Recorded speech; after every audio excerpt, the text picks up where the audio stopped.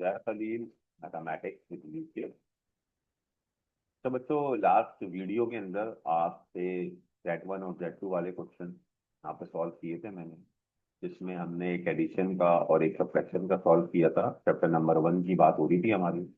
1.6 question number 3 part 1 और part 2, ये दो वीडियोस आपको बखूबी मिल गई होंगी।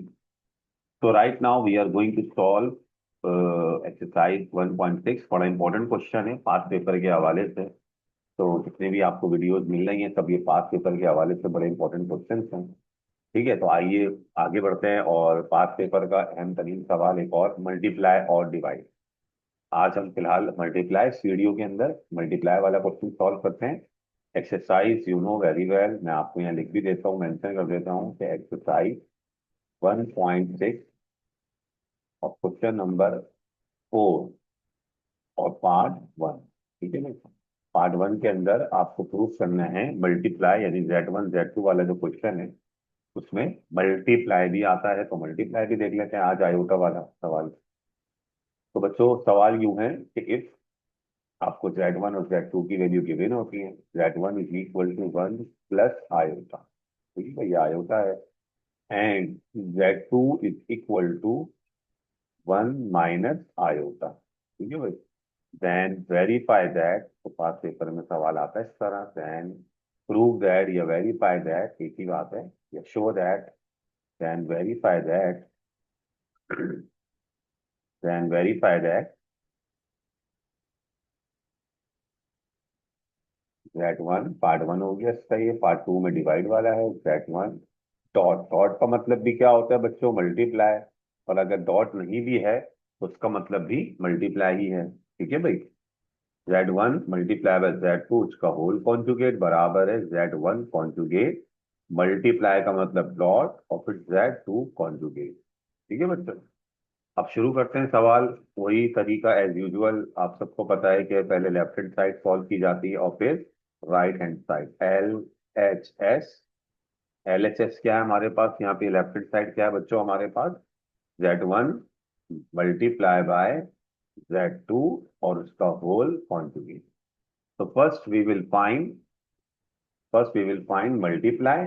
सबसे पहले क्या मालूम करेंगे, इसको मल्टीप्लाई बेटा, टू फाइंड। सबसे पहले बच्चों यहाँ पे मालूम किया जाएगा Z1 मल्टीप्लाई बाय Z2। जब पूरे पे कॉन्जुगेट होता है तो फिर हम क्या करते हैं, पहले अंदर वाली वैल्यू, या वो प्लस है या माइनस है या मल्टीप्लाई है या डिवाइड, इन चारों में से तो और है भी कोई ऑपरेशन, है ना। जो बेसिक मैथमेटिक्स के अर्थमेटिक ऑपरेशन है हमारे पास, चार, प्लस माइनस मल्टीप्लाई और डिवाइड। या तो प्लस हो सकता है या माइनस हो सकता है या मल्टीप्लाई हो सकता है, और फाइनली या तो डिवाइड हो सकता है। और आज हम मल्टीप्लाई वाला क्वेश्चन सॉल्व कर रहे हैं, तो या तो लिख लें इस तरह के, find Z1 multiply by Z2, और अच्छा हो जाए।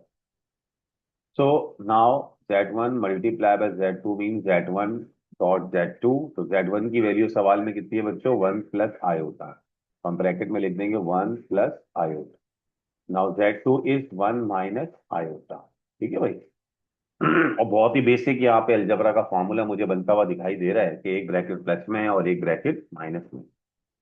As we know that a plus b, यहाँ पे फार्मूले का रेफरेंस भी दे देता हूं मैं कि ए प्लस बी, एक हमारी आइडेंटिटी फार्मूला, ए माइनस बी बराबर होता है किसके, ए स्क्वायर और माइनस बी स्क्वायर, ठीक है भाई।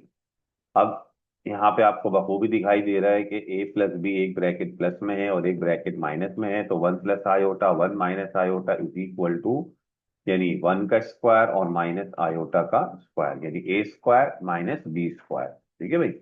अब 1 का स्क्वायर क्या होता है बच्चों, हमारे पास 1 ही होता है ना।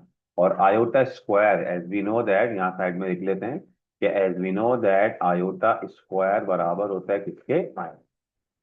और अगर बच्चों आपको पूरे मार्क्स लेकर आने हैं अपने मैथ में, तो लाजमी फार्मूले का रेफरेंस देंगे। जहां जहां जो जो आइडेंटिटी फार्मूला इस्तेमाल किया जा रहा है उसको लाजमी तौर पर आपने यहाँ पे मेंशन करना, ठीक हो गई बात। तो 1 का स्क्वायर क्या होता है बच्चों, 1 ही होता है, और आयोटा स्क्वायर बराबर होता है किसके, -1, ठीक है भाई। तो 1 तो ऐसे ही आ गया बेटा, माइनस माइनस क्या हो गया, प्लस, और 1 प्लस 1 विल बिकम 2। तो हमारे पास Z2 को जब मल्टीप्लाई करा तो क्या जवाब आया, 2 आ गया। Z1 multiply by Z2 is equal to 2। अब उसके बाद हम इसका क्या निकालेंगे, कॉन्जुगेट।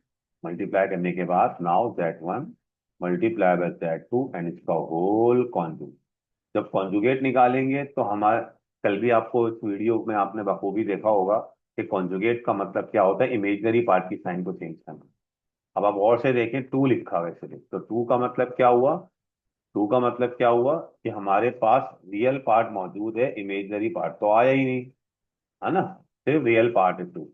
तो इसका मतलब कॉन्जुगेट के अंदर तो हम सिर्फ किसकी साइन को चेंज करते हैं, इमेजनरी पार्ट की साइन को चेंज करते हैं, है ना। तो लिहाजा टू टू ही रहेगा। बताओ बच्चों, टू टू क्यों रहेगा, क्योंकि हमें तो कॉन्जुगेट में इमेजनरी पार्ट की साइन को चेंज करना होता है ना। और इमेजनरी पार्ट कौन सा होता है, जिसमें आयोटा इन्वॉल्व होता है, आयोटा के साथ लिखा होता है, आयोटा का पड़ोसी होता है। तो आयोटा तो इसमें है ही नहीं, तो ये रियल पार्ट है, और रियल पार्ट की साइन को तो छेड़ता ही नहीं है कॉन्जुगेट में। तो इस बार टू का कॉन्जुगेट टू ही रहेगा, क्योंकि इसमें कोई इमेजनरी पार्ट मौजूद नहीं है। Have you got it? Okay, now we will take right hand side. हम राइट हैंड साइड ले लेते हैं, RH.S, राइट हैंड साइड। अच्छा, राइट हैंड साइड भी आप देख सकते हैं कि राइट हैंड साइड हमारे पास क्या थी, Z1 कॉन्जुगेट और मल्टीप्लाई बाय Z2 कॉन्जुगेट। ठीक है भाई। अब इसमें और लेफ्ट हैंड साइड में क्या फर्क था, मैं फिर बता देता हूँ इस वीडियो के अंदर एक बार और, इस लेक्चर में, कि लेफ्ट हैंड साइड में पूरे पे कॉन्जुगेट होता है, और राइट हैंड साइड में अलग अलग इंडिविजुअल्स के कॉन्जुगेट आपको दिखाई भी दे रहे होंगे बखूबी। तो अब इसमें हम डायरेक्ट क्या करेंगे, पहले कॉन्जुगेट निकालेंगे, उसके बाद फिर हम वैल्यू पुट कर देंगे। तो यहाँ साइड में मैं लिख देता हूँ यहाँ पे रेफरेंस के तौर पे कि भाई Z1 तो बराबर था 1 + आयोटा के। फिर जब हमने इसका कॉन्जुगेट निकाला तो Z1 कॉन्जुगेट क्या हो जाएगा बेटा, 1 - आयोटा। Very good. क्योंकि इमेजनरी पार्ट की साइन को हम क्या कर देते हैं, चेंज कर देते हैं, तो क्या हासिल हो जाता है, कॉन्जुगेट। Is that okay? अब उसके बाद Z2 हमारे पास क्या दिया हुआ है, Z2 1 - आयोटा दिया हुआ है, Z2 is equal to 1 - iota. ठीक है भाई। अब ये प्लस हो जाएगा, Z2 इज इक्वल टू, यानी Z2 conjugate is equal to 1 + iota हो जाएगा। Z2 conjugate is equal to 1 + iota. ठीक है भाई। अब बच्चों हम यहाँ पे वैल्यू पुट कर देंगे। Z1 कॉन्जुगेट का आंसर क्या आया था, 1 - आयोटा। तो Z1 कॉन्जुगेट क्या आ जाएगा, 1 - आयोटा। इसी तरह 1 + आयोटा Z2 कॉन्जुगेट का जवाब आया था, 1 + आयोटा। ठीक है भाई, ये आयोटा लिखा हुआ है। अब क्या करेंगे हम, फिर अगेन वही सेम फार्मूला यूज हो रहा है यहाँ पे भी। एक ब्रैकेट माइनस में और एक ब्रैकेट प्लस में। एक ब्रैकेट आपको प्लस का दिखाई दे रहा है, और एक ब्रैकेट आपको माइनस का दिखाई दे रहा है। ठीक है भाई। तो क्या करेंगे, इसमें वही फार्मूले का रेफरेंस दोबारा चाहें तो दोबारा दे दें यहाँ पे, अच्छा हो जाएगा जरा। पेपर में तो एक ही पार्ट आता है, एक ही सवाल आता है, 5 नंबर का शॉर्ट का अहम तरीन सवाल 1 चैप्टर का। तो सारे इंपॉर्टेंट क्वेश्चंस आपके सामने है बेटा ये। तो A + B × A - B बराबर है किसके, A² - B²। तो भाई यहाँ पे भी आपको दिखाई दे रहा है। अच्छा, कुछ बच्चों का सवाल ये होता है कि सर अभी तो ये एक जैसे हैं, यानी कि एक ब्रैकेट प्लस का है और एक ब्रैकेट माइनस का है। अगर अलग अलग होंगे तो नॉर्मल तरीका जैसे ब्रैकेट को मल्टीप्लाई किया जाता है वैसे ही मल्टीप्लाई कर दूं। ठीक है ना। अब आप फार्मूला लगा लें यहाँ पे, क्योंकि यहाँ तो फार्मूला बनता हुआ दिखाई दे रहा है, जैसे हमने लेफ्ट हैंड साइड में करा था, 1 का स्क्वायर और -आयोटा का स्क्वायर। ठीक है भाई। फिर वही आयोटा स्क्वायर तो बराबर होता है किसके, -1 के। तो यहाँ फार्मूले का रेफरेंसेस देते जा रहे हैं हम। जो जो फार्मूले आते जा रहे हैं उनके रेफरेंसेस जरूर देते हैं जाएं, क्योंकि फुल मार्क्स के लिए जरूरी है कि आपने हर एक चीज का रेफरेंस देना है। ठीक है भाई। फिर 1 का स्क्वायर क्या होता है, 1 ही होता है, और आयोटा स्क्वायर बराबर होता है -1 के। 1 तो बच्चों ऐसे ही आ गया, माइनस माइनस क्या हो गया, +1। और 1 + 1 कितने होते हैं, 2। Z1 conjugate multiply by Z2 conjugate का क्या जवाब आ गया, 2 आ गया। तो जैसा कि आप देख सकते हैं, लेफ्ट हैंड साइड का भी आंसर हमारा 2 आया था, और राइट हैंड साइड का भी आंसर क्या आ गया, 2 आ गया। तो इट हैज बीन प्रूव्ड। तो आप क्या लिखेंगे, हैंस। ये पूरा तरीका होता है लिखने का मैथमेटिक्स के अंदर, कि आपने अपनी बात को जब मनवा दिया, प्रूव कर दिया, तब आखिर में जरूर लिखेंगे हैंस प्रूव्ड। ठीक है भाई। बल्कि यूं लिखेंगे, hence left hand side is equal to right hand side. ठीक है भाई।